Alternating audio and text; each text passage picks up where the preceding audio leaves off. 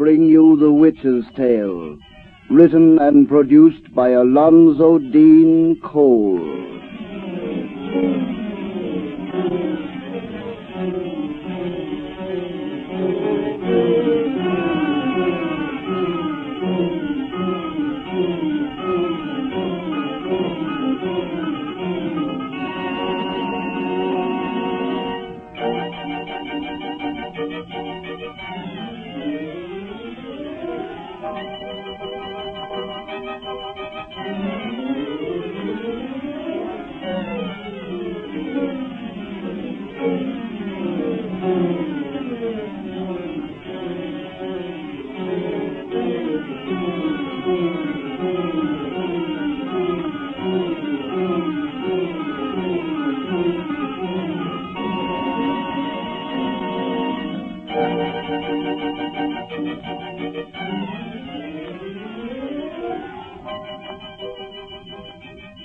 And now, let us join old Nancy, witch of Salem, and Satan, her wise black cat.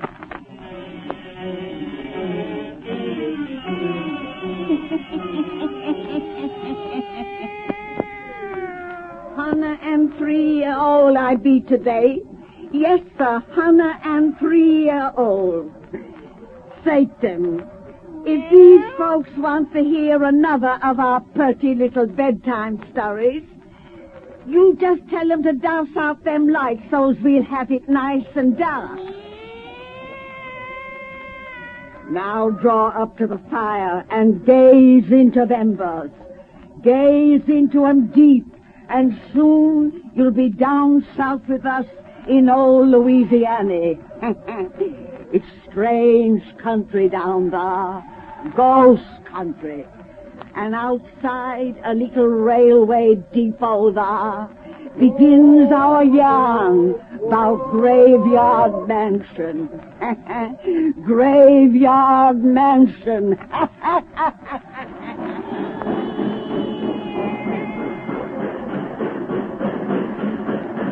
Good heavens, driver. We're strangers here. Just got off that train. You can't expect us to walk a distance you say is 3 miles at this time of night. Or rather morning. We'd be lost among your canebrake and bayous before we got halfway. I'm powerful sorry, gentlemen, but I wouldn't drive you to the old Tate Gross plantation house at night for all the money in the New Orleans Mint. And neither will anyone else in these here parts. Why not? What's wrong with the Ted Gross place? What you all want to go out there for? Well, if it really makes any difference to you, we just inherited the plantation. We're down here to take possession. Your name's Blanchard, then? Yes. Well, I heard your two brothers was expected. Your lawyers had men from Baton Rouge this past week fixing the house up. They was glad to get away this morning after only spending daytime there. Say, will you please tell us exactly what you're driving at? Just this. If you gentlemen are wise, you'll take the first train back up north and forget that Tate Gross place was ever left you. That old house ain't been lived in for nigh 100 years, for good reason. Folks here call it Graveyard Mansion, 'cause it's a house of the living dead. What? That's all I know, gentlemen. Good night. Hey, come back here. Wait a minute. Well, I'll be doggone. Drove off and left us flat. you didn't even want to stay and talk about the place, Kurt. Lord, Al.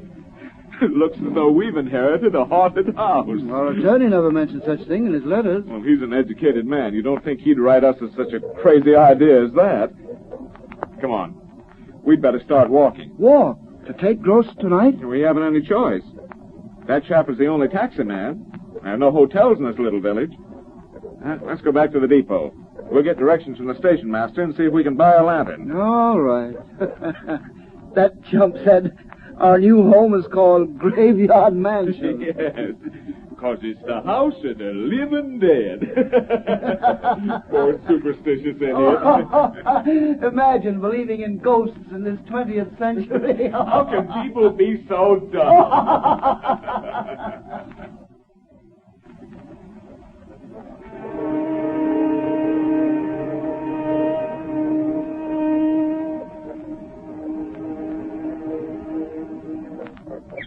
There's the marker they told us to look for, Kurt. The house must be just beyond those trees. I hope it is.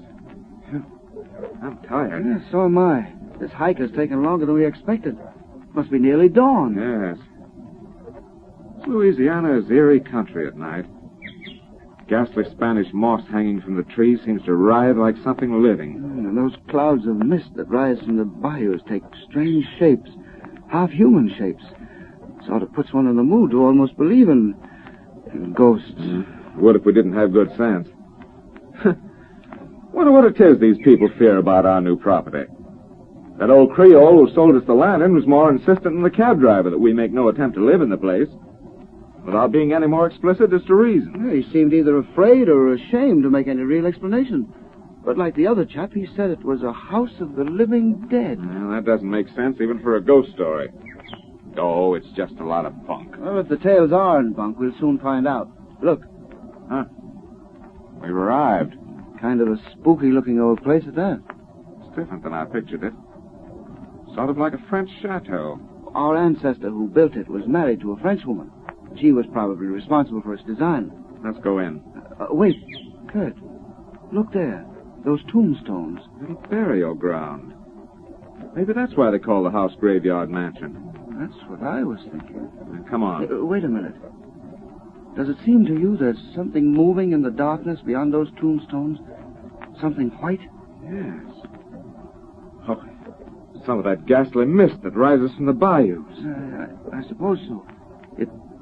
It looked almost like a woman. Now, let's go inside the house and get some sleep before we become as goofy as the natives we've talked to. Hold this lantern while I find the keys that lawyer sent us. His men didn't fix the place up very well. There's a broken window. I see. Well, here we are. Phew. Like there's a coal mine in here. What was that? Oh, bats. Place is full of them. Oh. Wish I could find a lamp. That lantern isn't much good. No, its light doesn't seem to penetrate this darkness at all. It's almost an unnatural darkness. Yes. It's funny. The ventilation from that broken window, it ought to smell sweet in here. There's an earthy odor about the place, like a tomb. What's that? Door slammed. Curtis, down that hallway. A woman! That laugh! Well, she's no figure of the mist. I'll soon find out who that is.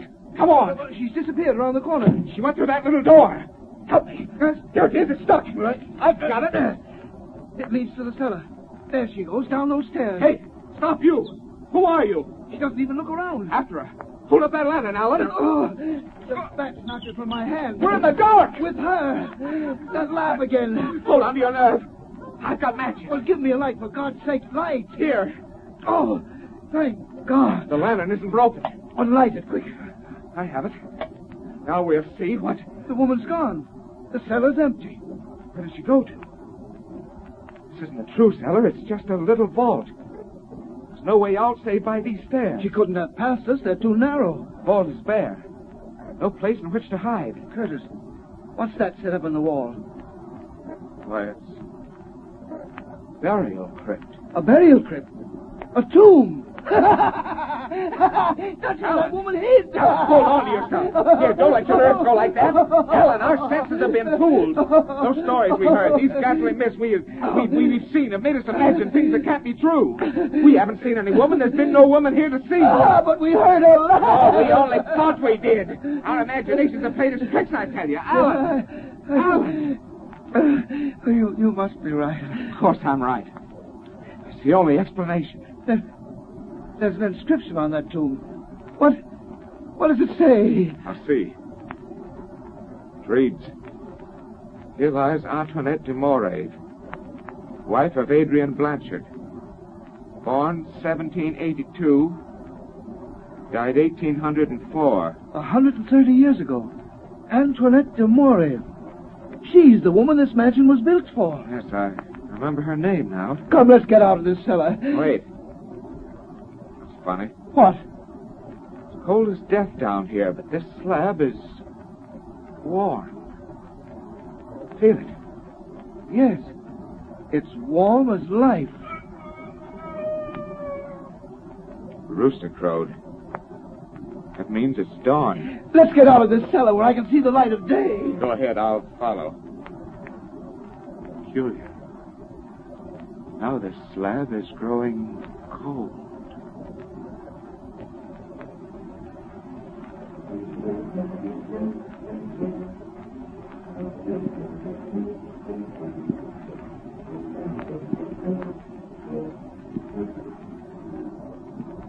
But, Alan, I've told you 1,000 times that everything we thought we saw and heard and felt last night was pure imagination. Well, that's simple common sense. I know it is. And I've honestly agreed with you all day. But ever since the sun went down, I realize I'm acting like a baby, Kurt, but this place has got my goat. You'll soon get over that. Cold shivers ran up and down my spine for hours after we came out of that infernal burial vault this morning. But now that I've had a little sleep, I feel honestly cheerful about our inheritance. Why do you suppose that single tomb is in the cellar when there's a graveyard just outside? Oh, I don't know. Oh, Lord, I forgot to show you.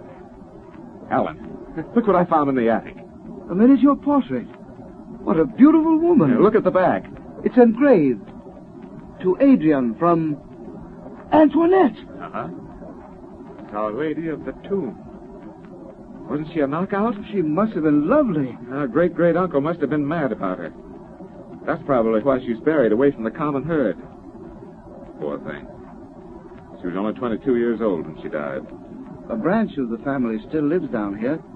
Wonder if we have any female cousins who've inherited her good looks. If we can find one, I'll bet you'll have no more objections to living in this house. Oh, you and I are going to be crazy about this place. Look out this window at that neglected land we're going to put in shape. Look at those great trees and that bayou shining in the moonlight. And those old tombstones in the yard. It's nearly midnight when they say the dead return to life. If you're going to start that again, I'm going to bed. You better turn in yourself. It is midnight. Yes. Just midnight. Kurt, did you hear that door? The wind must have slammed it shut. It may be the door from that cellar. Now stop that. You're not going to pieces on me again. Kurt, look out this window. The woman whom we saw last night. Good Lord. She won't get away from me this time. Where are you going? After her. Oh, wait, don't leave me. Wait, Kurt, don't go near her. Let me go. No. Alan. She's turning back. She's coming toward us. Run. She's something awful from the grave. I won't believe that. Let me go. That laugh. Same we heard last night. Run, I tell you, run. She's something risen from the dead. Lord, help me. I believe you're right. Come on. Run. Gentlemen. Wait. She's calling to us. There's nothing dead about that voice. Why do you gentlemen run away from me? Do you think I am a ghost, perhaps? Look at her coming there. A healthy-looking flesh and blood girl. She's laughing at us. Can you blame her? Of all the dumb, benighted saps, Yes, we are... we certainly are. Curtis, What's the matter now? look at her. She's the image of that miniature you found. The living image of a woman who's been dead 100 years. Gentlemen, if you permit, I take the liberty of introduce myself.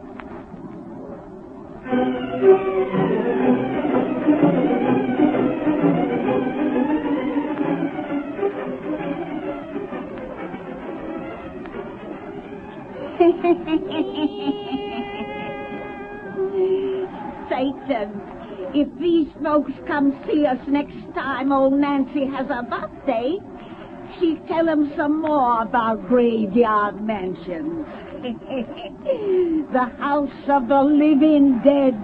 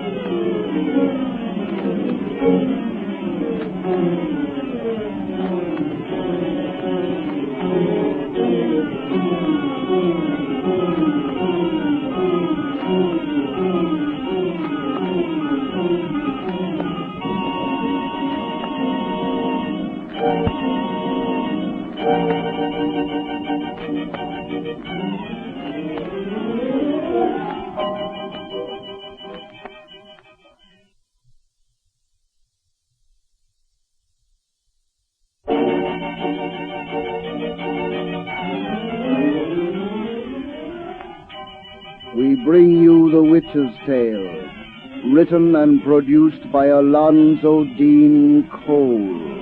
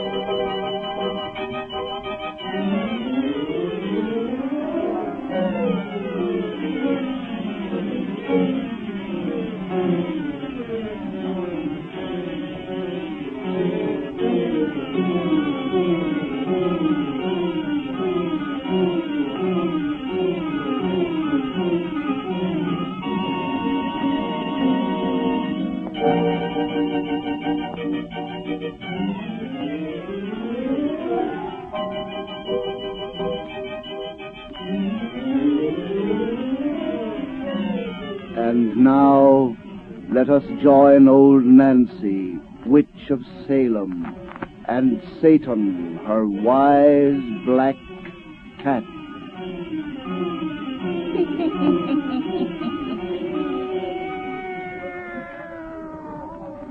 Hunna and 10-year-old I be today.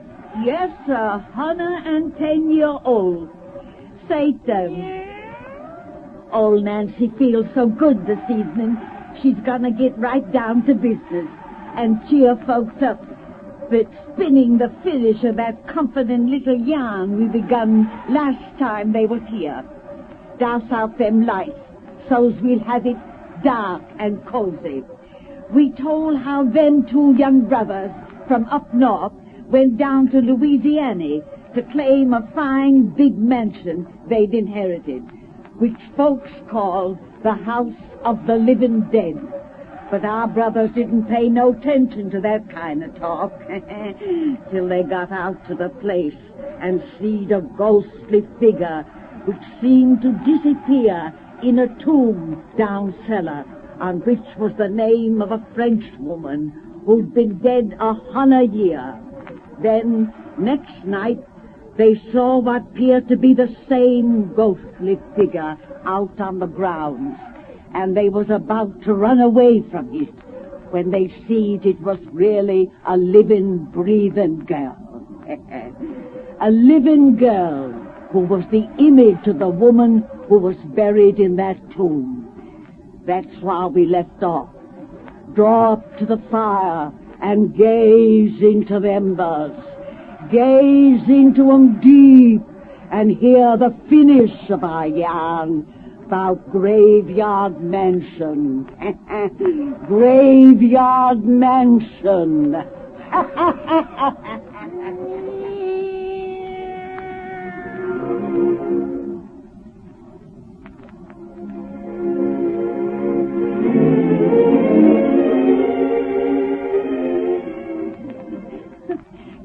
Gentlemen acted so afraid. When you saw me coming toward you, you must have think I am a ghost. No words can express my humiliation for the childish way we acted. We're terribly ashamed.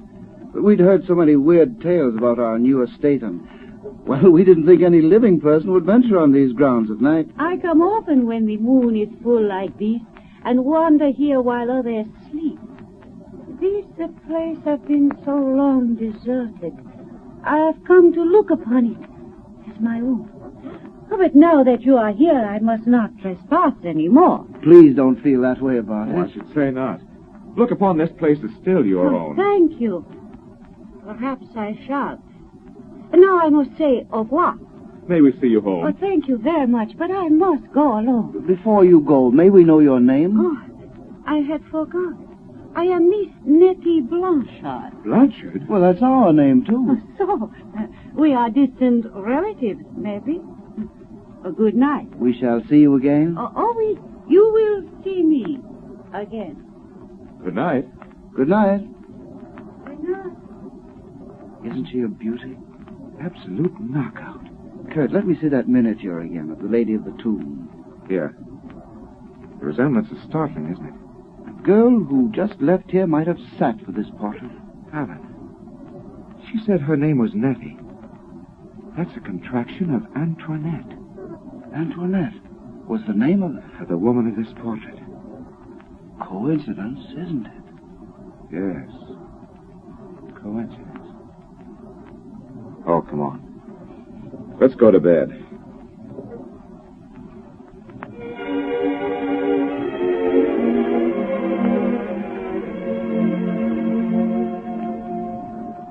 Alan, wake up. Are you going to sleep all day?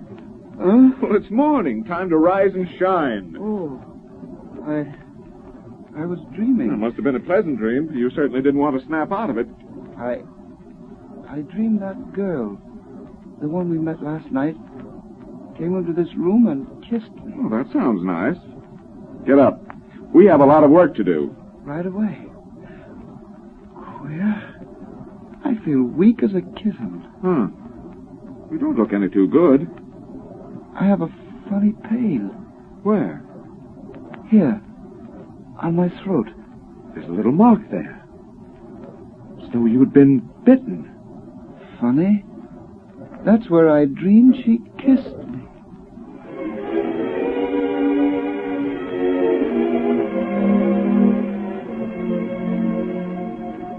The house is just beyond that next turn in the road, Doctor. Turn your car to the left. Right on the way. You say it is just a week since you noticed the first indication of your brother's illness? Yes. I wouldn't have believed anyone could waste away so suddenly. He looks as though every drop of blood were being drained from his body. You should have come for me sooner. Oh, I wanted to. But he and Miss Blanchard insisted there was nothing really the matter with him. This Miss Blanchard, a relative, of course. A very distant one. We only met her since we came down here. She's with my brother now. When he recovers, they're going to be married. They became engaged on very short acquaintance. Yes. There's the house just ahead. I know Graveyard Mansion very well. This strange mark you mentioned on your brother's throat, you say it have become more inflamed each day? Yes. It's as though the fangs of some beast had entered there. The house was full of bats when we arrived, Doctor. I've heard of vampire bats. Do you suppose... No, I do not believe your brother is the victim of a vampire bat. Here we are. Oh, there's Miss Blanchard at the door. Nettie, is Alan all right? I brought the doctor. The doctor come too late. What do you mean? Not that Alan... Your brother is dead. No. No. Graveyard Mansion. Graveyard Mansion. Oh.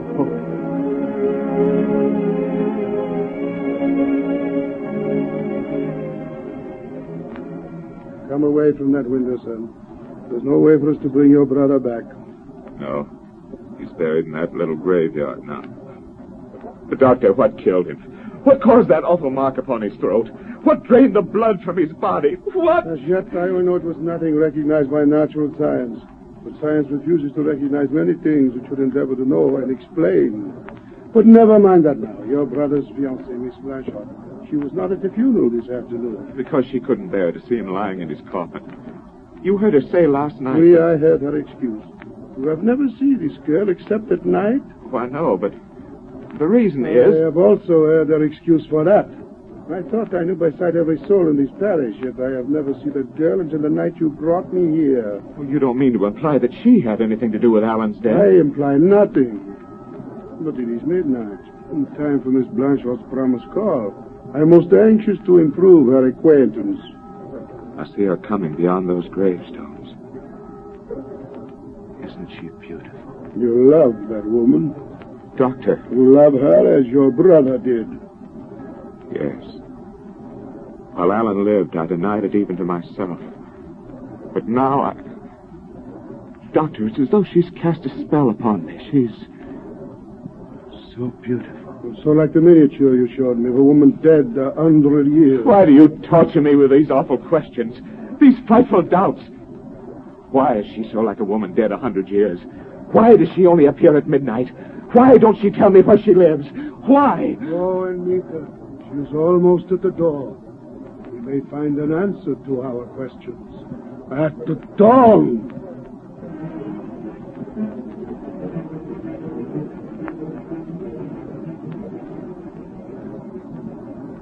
I never see such a superstitious man of medicine, Dr. Blanchard. The way you talk, you have me almost believe in ghosts. I believe in ghosts, Mademoiselle Blanchard, in ghosts and vampires. Vampires, Doctor? Such talk is foolish. No people now accept such things. Because the thought is too fearful for men's mind to dwell upon, perhaps. Have you heard what vampires are, Miss Blanchard? Some other time you tell me. Curtis, I must be going now. Mademoiselle will find the explanation very interesting. Vampires are those evil spirits sometimes called the dead alive. It is said they rise from their graves at midnight, clothed in human flesh, kept whole by blood drained from living bodies. Very interesting, but I must be going. But you have not heard yet all. At midnight, the vampire can rise, Mademoiselle, but it must return to its grave at dawn. Yes, but I must be leaving now. Of course, it is very late, or rather early. Dawn is here. Doctor, what are you driving at? Even vampires, my boy, and dangers of the darkness. Since Miss Blanchard will not permit you or me to see her home, I suggest you wait with us till daylight come for her protection. You keep me here with talk. I must be home. But a few minutes can make very little difference, and dawn is nearly here. Move from that door and let me pass. You are as anxious to reach your home as the vampire is to reach his tomb. Doctor. You are insulting. No, I am accusing. Dr. Blanchard! Accusing the fiend to kill your brother, accusing the evil soul of Graveyard Mansion. Stand from that door and let me pass. No! Let me I pass, do I not say. hear you. Dawn is coming light. The rough fiends of the power darkness lends them. Look, the first streaks of dawn shine in the sky. Let me pass. Doctor, you're mad! Stand aside and let her go! Oh, she is normal woman, not of the vile undead. Let her remain within this room 1 minute more. I cannot. I am late. Late. Nebby! She's turned around. Ran the other way. After her. She's going to the cellar. I knew she would. Quick, and you will see the truth. Dawn! She's won home. I won't believe. You shall have proof. What are you going to do? Open the tomb of Antoinette, who has been dead 100 years.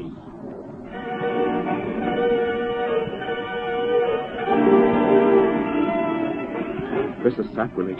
We have no right to violate a tomb. The dead deserve no mercy from either God or man. Such things as vampires can't exist. Well, I finished my labor. Help me lift this coffin lid, as you shall see. Oh, I must have proof. Antoinette Blanchard has been dead 100 years. We shall find nothing but dust. Help me lift the lid. The girl I love can't be in that coffin. Help me lift the lid. I will. Regard. There is your proof. Antoinette. Yes, of tonight and of 100 years ago, the same, preserved in evil life by the blood of your brother and of others. So has this house gained its name of Graveyard Mansion. But there is a way to end the vampire. This sharpened wooden stake. Above her undead art I place it, and I drive it home. She screamed. Her body has crumbled into dust before my eyes. The vampire is no more. The living dead is dead forever. She's gone. She and my brother. All that I loved. But the world has lost the scourge. And now Graveyard Mansion is nothing but a name.